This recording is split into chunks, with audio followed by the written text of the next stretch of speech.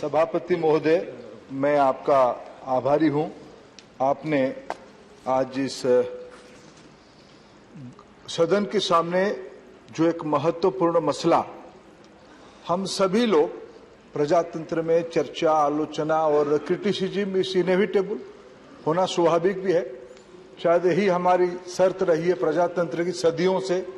हम तो भारत को मूल पीठ प्रजातंत्र की मानते हैं। आप और हम जिस राज्य से आते हैं, जब सम्राट अशोका कलिंग पे आक्रमण किए थे उस समय हमारे वहां कोई राजा नहीं थे। इतिहासकारों ने, लोक कथा की इतिहासकारों ने जो थोड़ा स्मृति लिपिबद्ध किया है उसमें कहा गया था कलिंग में गणराज्य था। उसके अर्थ हम डेमोक्रेसी 2,500-3 हजार साल पहले कोई मागना काटा से हम डेमोक्रेसी सीखने वाले लोग नहीं। इसलिए उस परंपरा को आज आगे लेते हुए आज हमने एक उच्च स्तरीय, उच्च कोटि की चर्चा कांग्रेस पार्टी की ओर से शुरू की गई। सच में जब अभिषेक मनु सिंघवी जी जैसे एक विद्वान वकील, विद्वान तर्कशास्त्री विषयों को रखते हैं, निश्चित रूप में भले ही कुछ विषय मन को ना लगे, राजनीतिक पटु तो आएगी ही। स्वाभाविक मैं भी 2 शब्द कहूंगा, जो विषय उठे हैं तो मेरे को उत्तर देना ही पड़ेगा। और उस समय में भले ही 1-2 विषय राजनीतिक टीका टिप्पणी सही ना लगे, लेकिन कुछ मूल विषय तो आज सदन ने चर्चा किया। कुछ मित्रों ने थोड़ा अत्यधिक उत्साही होकर, थोड़ा एक कहा जाता है न्यू एंथुजियाज्म रहता है, उनकी जो स्वभाव है, किसी की मूल पिंड को तो सभापति जी बदला नहीं जा सकता है। सदन कुछ मित्रों की मूल पिंड को इस बीच में समझ ही लिया है। सदन उनको उतना ही गंभीरता से लेती है। लेकिन आज अच्छी चर्चा अभी तक हुई है। मैं सदन की अभी तक चर्चा में भाग लेने वाले सभी मित्रों का हृदय से आभारी हूं। सबको मैं सरकार की ओर से धन्यवाद देता हूं। हमारे मंत्री उसके एक सविस्तार उत्तर भी देंगे। सभापति महोदय, 3-4 छोटे छोटे विषय उससे जुड़े हुए हैं। क्या 2018 में जब आपने ओबीसी कमीशन को एक कॉन्स्टिट्यूशनल वैलिडिटी देने के लिए, मैंडेट देने के लिए एक संविधान संशोधन 102वां संविधान संशोधन आपने लाया, तब आपकी लैंग्वेज ऐसे क्यों रही? Select committee intent of law के बारे में स्पष्ट किया था। मैं आभारी हूं सिंघवी जी का। सिंघवी जी ने अपने ही प्रश्न किया, अपने ही उत्तर दिए कि उन्होंने कहा कि मंत्री जी ने ये कहा था उस समय में, आज वो मान्यवर राज्यपाल बन चुके हैं कर्नाटक के, थावरचंद जी। उन्होंने कहा था there is 2 list, there will be 2 list. ये सदन में उस समय में कुछ साथियों ने प्रश्न उठाया था भी, सिलेक्ट कमेटी से लेके सदन की चर्चा तक, उसमें कोई एम्बिग्यूटी सरकार की ओर से कभी नहीं था, ना तब था ना आज है। लेकिन फिर भी एक प्रसंग सुप्रीम कोर्ट में आई, जिसके बारे में शायद जब जब कभी एक अवसर आती है, देश की निर्णयकर्ता कौन होगा। हमारी डेमोक्रेसी में इक्वल डिवीजन ऑफ पावर है। कोई ना समझे कि हम ज्यादा जानते हैं और ज्यादा सोचते हैं। इस सदन सदैव प्रजातंत्र में हमें अधिकार दिया है। This house, this democracy, parliamentary system is supreme. आज हम सब मिलकर उसी की आज एक बार पुनः संकल्प करेंगे कि भारत की नीति क्या होगी, गरीब कल्याण क्या होगी, उसके बारे में सदन सुप्रीम है कानून बनाने में। हम इसको एक सही तरीके से कहा गया कि ये वास्तविक एक मॉडिफिकेशन है, इसको एक एक्सप्लेनेटरी क्लैरिफिकेटरी अमेंडमेंट है, इसमें कोई नया शब्दावली की आवश्यकता नहीं है। अब हम उतना ही काम को आज सब मिलकर पूरा करने वाले हैं, उसी दिशा में हम काम कर रहे हैं। सबने अपना अपना कुछ मुद्दा रखा है, लेकिन सरकार की मूल जो नीति रही है, जो मूल इंटेंशन रही है कि उसको कैसे हम लोग देखें, संभाले, उसमें कोई कंफ्यूजन नहीं है। मेरे पूर्ववर्ती वक्ताओं ने कौन उसके लिए जिम्मेवार है, उसकी बैकग्राउंड क्या है। सभापति महोदय, मैं 2004 से 9 लोकसभा की सदस्य था। तब उन दिनों की संजोग देखिए, मैं आज देश की माननीय प्रधानमंत्री जी की विश्वास के कारण शिक्षा विभाग के काम देख रहा हूं। तब इस देश के एक बहुत बड़े नेता स्वर्गीय अर्जुन सिंह जी शिक्षा विभाग के काम देखते थे। तब हम एक युवा सांसद करके लोकसभा में थे। तब आरक्षण वाला 2008-9 में ओबीसी आरक्षण जो 2090 से लागू हुई थी, जो क्रियान्वयन नहीं हुआ केंद्रीय स्तर पे, राज्यों ने लागू किया। एक आधा राज्य, सिंघवी जी ने वही ठीक कहा कि कई राज्यों ने तो 50% के ऊपर उसको ले चुके हैं। कुछ हिस्टोरिकली, अभी थंबी दुराई जी और शिवाजी कह रहे थे, हमारी राज्य आप और मेरे राज्य भी उस पुरानी विरासत की उड़ीसा मद्रास प्रेसिडेंसी का कुछ हिस्सा था, इसलिए उसमें भी उसकी कुछ हमारी परंपरा हमारे राज्य में भी बना है। राज्यों ने तो आरक्षण दिया ही था, लेकिन केंद्रीय आरक्षण, केंद्रीय सूची यद्यपि मंडल कमीशन लागू होने के बाद बना, लेकिन लागू नहीं हुआ था। 2007, 8, 9 उन दिनों में लागू हुआ, लेकिन सभापति महोदय उसको सही मायने में क्रियान्वयन अगर होती, सही मायने में मंडल कमीशन ने जो रिपोर्ट, टाका कालेलकर कमीशन, अब ये कहे कई लोग उसको मैं राजनीतिक पट्टू नहीं देना चाहता हूं। सुशील जी ने हमारी ओर से इस विषय को कहा है। कालेलकर कमेटी जी ने कौन बैठाया था? 80 में रिपोर्ट आने के बाद उसको 90 तक इंतजार क्यों करना पड़ा? 2008 को क्यों इंतजार करना पड़ा? ये सारा एक इतिहास में, आगे भविष्य में कोई इतिहास के विद्यार्थी रिसर्च करेगा तो दूध का दूध, पानी का पानी, ब्लैक एंड व्हाइट क्लियर है, उसमें से कोई किसी को कंफ्यूजन नहीं होगा। लेकिन हमारी सरकार की एक पृष्ठभूमि है सभापति महोदय, हम वे लोग हैं जिनकी समाज कैसे होनी चाहिए, समाज कैसे होनी चाहिए, समाज की व्यवस्था कैसे होनी चाहिए, हमारी आज की कोई अचानक नी जर्क रिएक्शन, फलाना आ गया, एक्स आ गया, वाई आ गया, हम ऐसे सोचने वाले लोग नहीं हैं।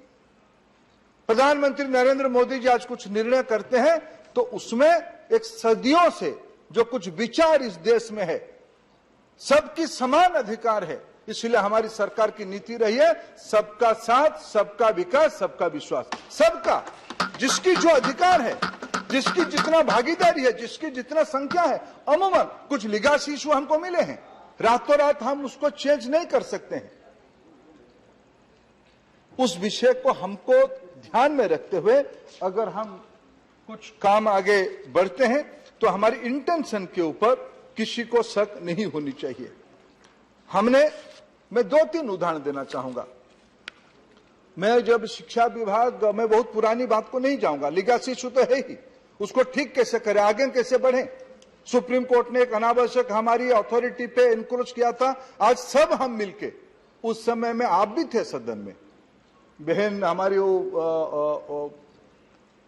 डॉक्टर पाटिल जो हमारी महाराष्ट्र की सदस्य है, थोड़ा कटु, स्वाभाविक है, हम राजनीतिक प्रतिद्वंदी है, हमारी इंटेंशन पे उनको चैलेंज, उनको संदेह आया। इंटेंशन पे कोई संदेह करने की आवश्यकता नहीं है, हम क्लियर है। जब मैं शिक्षा विभाग संभाल रहा था डीएमके की, Shivaji, some friends from DMK came to see me, they raised a important question in front of me, why in higher education institutions, Shivaji, I am addressing you through President, I am addressing you. It's an issue of your party. Some senior member of your party from Lok Sabha came to see me and they raised a pertinent question. Why in IITs, in central universities, why there is no reservation for SC, ST and OBCs? It was a news for me. I was not handling this department since long, but somehow I missed that. It's a news for me. When I get into the topic, मैंने जब उसको inquiry किया, जब उसकी जानकारी ली, it's a surprise for me. Till 1918-19, the provision was there will be a reservation, but at entry level, at one level, the assistant professor post, and the desired candidate will not be available. The next year, the quota will be lapsed. 2018-19, who rectified that? Honorable Prime Minister Narendra Modi took a bold step and rectified that. There will be no lapse of quota. आगे चल के कोई Kota lapse नहीं करेगा। OBC की तो reservation के विषय ही नहीं था, हमने शुरू किया। अभी एनईटी के बारे में Shivaji, you mention about due to court's direction, due to Honorable Chief Minister Tamil Nadu's pressure, we compelled to implement OBC reservation in central pool. Shivaji, you are a very senior member, you are a learned member. I respect your view. In a democracy, I have to concede this much. I respect your view, but this is not fact. Tamil Nadu and your party has gone to High Court in a different plate. You are asking 69% quota, not 27% quota. You have welcomed that. I am thankful to your Chief Minister. He has welcomed that, though your party has submitted in front of Chennai High Court. We need 69% quota, but when we took decision, when Prime Minister Modi took decision, the quota will be 27% henceforth. Who prevented from 86? Please. I am not yielding you, my dear friend. I am not yielding you. Please be at this much. This is a democracy. We have to respect each other. I am respecting your Chief Minister's welcoming approach. Please listen. सभापति महोदय, ये जो central pool की practice decades old है, central government supreme court की direction से राज्यों की मेडिकल कॉलेज से पूल करके सेंट्रल कोटा बनाना यह पुरानी परंपरा है। उसको अभी तक ओबीसी रिजर्वेशन देने में कौन जिम्मेवार थे? इसलिए please, in a democracy we have to criticise each other, but you have to appreciate each other's point of view. I am welcoming or appreciating the stand taken by Honorable Chief Minister Tamil Nadu. You must that much of magnanimity to realize the fact. We, Prime Minister Modi is the lead person who has initiated this decision, who has implemented this historic decision. We all are committed. We have to implement social justice. There are other two issues. And who implemented, my previous speaker or elaborately quoted, Jawaharlal Navodaya Vidyalaya में, central school में किसने reservation OBC की लोगों के लिए implement किया? आप सभी लोग रहे, सदन के सारे सदस्य, शरद राव जैसे वरिष्ठ सदस्य राज्य चलाए, केंद्र में प्रमुख भूमिका में रहे. अभी हमारे राम गोपाल जी नहीं है, उनकी इशारे तो दिल्ली की सरकार चलती थी. मैं आभारी हूं, मेरे भाषण को आदरणीय देवेगौड़ा साहब सुन रहे हैं. देश की प्रधानमंत्री रहे, किसने मना किया था आपको सेंट्रल स्कूल में ओबीसी विद्यार्थियों को रिजर्वेशन देने के लिए? संजय भाई, आपको मना तो कोई नहीं किया था, आप तो बड़े ताकतवर व्यक्ति हो. किसने क्यों नहीं मना किया? हमने इंप्लीमेंट किया. हम उसको कोई ढिंडोरा नहीं पीटते, ये सत्य है, ये फैक्ट है. इसको हमको सबको आज मिलकर स्वीकार करना पड़ेगा. मैं एक विषय उल्लेख करना चाहता हूं. संजोग से मैंने प्रधानमंत्री की विश्वास से पिछले दिनों से पेट्रोलियम विभाग संभाल रहा था. आज राम गोपाल जी अभी नहीं है. राम गोपाल जी की तो एक विचित्र प्रकार की राजनीति है. डर पैदा करो, राज करो, डर पैदा करो, राज करो. और काहे का कौन सी यादवों को, कौन सी गुज्जरों को, कौन सी कुर्मियों को मैं कुर्मी हूं? कौन सी लोगों को हमने रिजर्वेशन तोड़ देना? हम तो देने वाले लोग हैं, हम तो जोड़ने वाले लोग हैं. आप जो गलती किया था उसको हम जोड़ने वाले लोग हैं. आपने क्या किया था? और आप और एक सेक्टर के साथ जुड़े हो. राम गोपाल जी प्रोफेसर साहब, कैसे जुड़े हो मैं नहीं कहूंगा, लेकिन आप जुड़े हुए हो.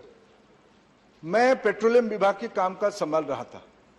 अभी तक इस सदन को मालूम होगा, जो पेट्रोल पंप और एलपीजी डिस्ट्रीब्यूटर से मिलती थी या पेट्रोल पंप मिलती थी, उसमें से संवैधानिक अधिकार के नाते एससी एसटी रिजर्वेशन था. ऐसे ही अधिकार ओबीसी रिजर्वेशन के लिए भी था. आपको किसी ने मना किया था? आप तो 10 साल, 4 से 14 आपकी शासन था, किसी ने उसको लगाने के लिए कोई आपको आपत्ति किया था? राजमणि पटेल साहब, आप तो सामाजिक न्याय के बहुत बड़े प्रवक्ता हो, और आपकी नेता लोग तो मध्य प्रदेश से आके यहां से दिल्ली की बड़े बड़े नेताओं की रिमोट चलाते थे. आप क्यों नहीं रिमोट दबा दिए? क्यों पिछड़े लोग? मैं राजमणि जी आपका सुन रहा था, मैं कुछ नहीं. अरे भाई, हम एक ही राज्य से आते हैं, थोड़ा तो प्रजातंत्र में टिक्का टिप्पणी को सुन लो. सभापति महोदय, हमने 14 से मोदी जी की निर्णय से हमने 11,262 एलपीजी डिस्ट्रीब्यूटरशिप दिए. उसमें से एससी एसटी का तो जो अधिकार है मैंने दिया, वो हमने उसको दिया ही. 2852 ओबीसी नौजवानों को रोजगारी के लिए हमने एलपीजी डिस्ट्रीब्यूटरशिप दिया. ऐसे ही पेट्रोल पंप तो एक बड़ा मैं धन्यवाद हूं. राम प्रोफेसर साहब आगे मेरे को निश्चित रूप में आशीर्वाद करेंगे इस तथ्य को सुनकर. वो जानते हैं, वो बताएंगे नहीं सदन में, लेकिन वो मेरे को आशीर्वाद करते रहे और भी करेंगे. हमने ओबीसी कैटेगरी में कुल मिला के पिछले 7 साल में हमने 28,558 पेट्रोल पंप दिए, उसमें 7,888 पेट्रोल पंप हमने ओबीसी नौजवानों को दिया। किसी ने कहा नहीं था, यही हमारी हम किसी ने कहा कि तो कहने वाले लोग हैं, पर ये कहने वाले लोग नहीं है। नरेंद्र मोदी जो कहते हैं वो करते हैं, ऐसा ही मेरा नेता है। ये इसलिए कोई इंटेंशन की जो विषय है मैं उसको एलाबोरेट नहीं करूंगा। इंटेंशन के बारे में कोई संदेह की आवश्यकता नहीं है। ठीक है, राजनीतिक टिक्का टिप्पणी आप करना है, नहीं तो फिर आप छपोगे कैसे, आपकी नाम चर्चा में कैसे होगा। आप जिनके मन में प्रोफेसर साहब डर पैदा कराना चाहते हो, और फिर चुनाव भी आ रहा है यूपी में, उतना तो वाजिब है, मैं आपको सम्मान करता हूं। बाकी 2 विषय आपने उठाया, सबने उठाया कि 50% की कैपिंग क्या है, क्यों। सिंघवी साहब को मैं कोट करता हूं। सिंघवी साहब ने कहा कि भाई ये तो खाली डिब्बा है, आप यहां अगर राज्यों को अधिकार हम दे भी दे, लिए तो कभी नहीं थे, देने का कहां प्रश्न आता है, लिए कभी नहीं थे। सुप्रीम कोर्ट ने अपना लिमिटेड अंडरस्टैंडिंग किया था, उसको सदन न्याय रेक्टिफाई कर रहा है, इसलिए लेना देना का विषय अधिकार रहेगा, था और रहेगा भी। बाकी रहा 50% वाले में क्या है। मैं सभापति महोदय बिहार, तमिलनाडु, केरला, कर्नाटका, महाराष्ट्र, तेलंगाना, एपी, पौंडीचेरी, ऐसे अनेक राज्यों, मध्य प्रदेश, छत्तीसगढ़, सबको वो भी कोट कर रहे थे। और खुद उन्होंने भी कहा कि लगभग 80% राज्य 50% की कैपिंग को जा चुके हैं। कैसे गए, उसकी कैसे अनायास गए, क्या अनायास नहीं गए। अभी इंदिरा साहनी, अमर पटनायक जी हमारे बड़े विद्वान मित्र, उन्होंने इंदिरा साहनी की और उड़ीसा के बारे में उन्होंने कहा कि हम तो देते। और सभापति जी, एक तो मैं तो कभी कभी हैरान रहता हूं, सियासत होनी चाहिए लेकिन तथ्य के आधार पर होनी चाहिए। कुछ राज्यों ने 70-80% तक चले गए। अभी मेरे बड़े भाई आदरणीय प्रसन्न आचार्य जी 90 दशक में जब मंडल कमीशन लागू होता था, वो राज्य के बड़े प्रभावशाली मंत्री थे, कैबिनेट में थे। बिजू बाबू, हमारे स्वर्गीय बिजू बाबू मुख्यमंत्री थे। शायद एक ही राज्य होगा, हम सब विद्यार्थी थे, एक ही राज्य होगा जो सुप्रीम कोर्ट आया था मंडल कमीशन लागू ना किया जाए, और प्रसन्न भाई उस कैबिनेट के सदस्य थे। और उनकी पार्टी के अभी नए नए सदस्य राजनीति में नहीं थे, अधिकारी थे, बड़े उहदे में थे, जानकार व्यक्ति अमर बाबू, वो कह रहे थे कि हम तो देने के लिए तैयार है, आप हमारी हाथ बांधे हो, 50% के ऊपर कैसे जाएं, और लिस्ट कहां है। शरद राव यहां बैठे हैं, लिस्ट उन्हीं के समय में बनने की तय हुई थी। सोशियो इकोनॉमिक कास्ट सर्वे सेंसस बनी थी, लेकिन 4 से 14 के अंदर नहीं बनी, 11 में एक आई, उन्होंने उसको इंप्लीमेंट, जयराम जी ग्रामीण विकास के मंत्री भी रहे, उसको हमने लागू किया।